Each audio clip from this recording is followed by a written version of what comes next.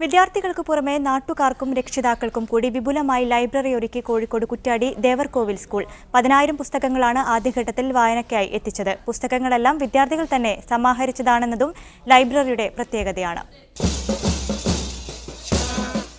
വിദ്യാർത്ഥികളുടെ പ്രിയപ്പെട്ട അധ്യാപകനായിരുന്ന CK ഖാലിദിന്റെയും നാട്ടുകാരനായ RD കോവിലിന്റെയും ഓർമ്മയിലാണ് ദേവർകോവിൽ KVMM UP സ്കൂളിൽ ലൈബ്രറി ഒരുങ്ങിയത്.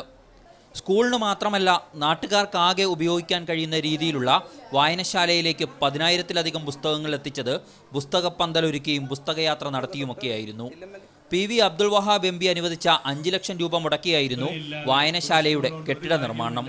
കെട്ടിട ഉദ്ഘാടനത്തിനെത്തിയ MP സ്കൂളിൽ ഏറ്റവും കൂടുതൽ പുസ്തകം വായിച്ചിട്ടുള്ള സ്കൂൾ ലീഡർ കൂടിയായ കാദാംബരി വിനോദിന് ക്യാഷ് അവാർഡും നൽകി.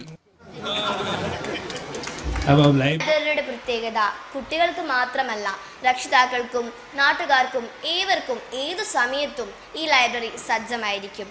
നാടിന്റെ സാംസ്കാരിക കേന്ദ്രം കൂടിയാക്കി സ്കൂൾ മുറ്റത്തെ വായനശാലയെ മാറ്റാനാണ് അധ്യാപകരുടെയും ശ്രമം. ഇത് ഒരു സാംസ്കാരിക അടയാളമായി മാറണം എന്ന അർത്ഥത്തിലാണ് നാടും നാട്ടുകാരും.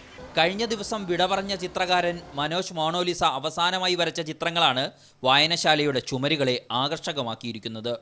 മീഡിയ 1 കോഴിക്കോട്.